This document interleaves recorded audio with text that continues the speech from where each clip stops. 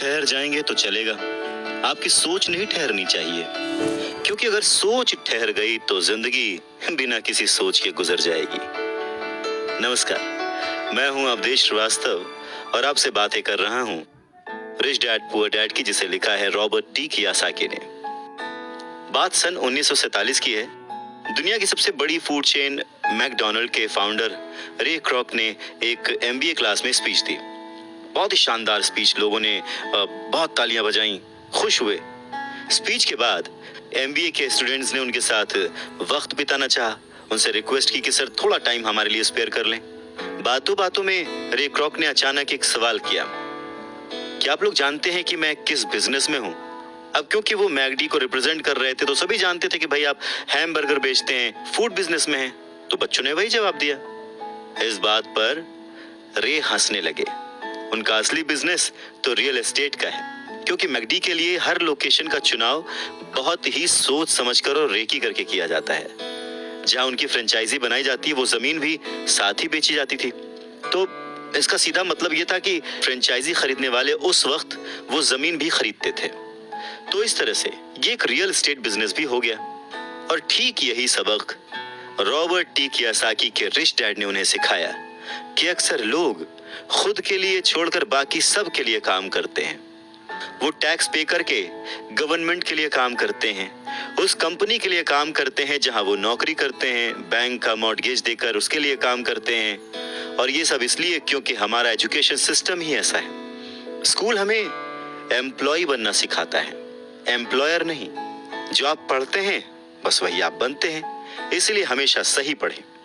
अगर आपने साइंस पढ़ी तो डॉक्टर बनेंगे, मैथमेटिक्स पढ़ी तो इंजीनियर बनेंगे, मतलब आपने जो पढ़ा वही आप बने। अब मुसीबत ये है कि इससे छात्रों का कोई भला नहीं हो पाता, क्योंकि वो नौकरी और बिजनेस के बीच के फर्क में उलझ कर रह जाते हैं। जब कोई पूछता है कि आपका बिजनेस क्या है, तो आपको ये नहीं बोलना चाहिए कि मैं तो एक डॉक्टर हूं या एक बैंकर हूं, क्योंकि वो आपका प्रोफेशन है, बिजनेस नहीं। वो प्रोफेशन है जिससे आप लोगों की सेवा करते हैं, वो प्रोफेशन है जिससे आप अपना घर चलाते हैं। अमीर बनने के लिए प्रोफेशन नहीं, बिजनेस की जरूरत है। कहने का मतलब है कि आप जो कुछ भी करते हैं उसे अपना बिजनेस बनाइए, नौकरी नहीं। अपनी सारी उम्र दूसरों के लिए काम करके उन्हें अमीर करने में बर्बाद ना करें, बल्कि खुद की जिंदगी को खुशहाल करने के लिए खुद काम करें। बहुत से लोगों को इस बात का एहसास बहुत देर में होता है कि जो उनका हाउस लोन है उनकी जान ले रहा है, और फिर उन्हें लगता है कि जिसे वो एसेट मानते थे वो दरअसल उनकी लायबिलिटी बन गया। जैसे उन्होंने कार ली तो उससे जुड़े तमाम खर्चे उनकी लायबिलिटीज बन गए। उन्हें पूरा करने के लिए नौकरी जरूरी है, और अगर कभी वो सेफ जॉब उनके हाथों से निकल गई तो फिर उनकी मुसीबतें शुरू। इसीलिए हमें अपने सेविंग्स पर, अपनी बचत पर, अपने एसेट्स पर इतना ज्यादा ध्यान देना चाहिए। हम कितना कमा रहे हैं उससे ज्यादा हम कितना सेव कर रहे हैं उस पर ध्यान देना चाहिए। और फाइनेंशियली सिक्योर होने का यही एक सिंपल तरीका है। आप कितने अमीर हैं ये जानने का सही तरीका नेटवर्थ इसलिए नहीं है क्योंकि जब भी आप अपने एसेट्स बेचते हैं तो उन पर भी टैक्स लगता है। आपको उतना पैसा नहीं मिलता जितना कि आप सोचते हैं। तो आपकी बैलेंस शीट के हिसाब से आपको जितना भी पैसा मिलेगा उस पर भी आपको टैक्स देना पड़ेगा। अब इसका मतलब क्या हुआ कि क्या सब कुछ छोड़ दें, जो कर रहे हैं वो सब छोड़ दें, नौकरी ना करें? नहीं, रॉबर्ट टी कियोसाकी ये बिल्कुल नहीं कहते कि जो कुछ आप कर रहे हैं उसे छोड़ दें, जो नौकरी कर रहे हैं उसे छोड़ दें। अपनी नौकरी करते रहिए, पर साथ ही एसेट्स भी जमा करते रहिए। और एसेट्स से उनका मतलब है सही और असली मायने में एसेट्स। वो ये नहीं कहते कि आप कोई कार खरीद लीजिए, क्योंकि कार एसेट नहीं है, क्योंकि जैसे ही आप उसे सड़क पर उतारेंगे उसका रेट घट जाएगा, उसकी कीमत घट जाएगी। जितना हो सके खर्चे में कटौती करिए और लायबिलिटीज को घटाइए। तो बड़ा सवाल यह आता है कि किस तरह के एसेट्स खरीदे जाने चाहिए। कुछ एग्जाम्पल्स इस तरह से समझे जा सकते हैं कि ऐसा कोई बिजनेस करें जहां आपकी मौजूदगी जरूरी ना हो। मतलब अगर आप वहां पे ना भी रहें तो आपका काम चलता रहे, दूसरे लोग आपके लिए काम करते रहें, और बस वही आपका बिजनेस है।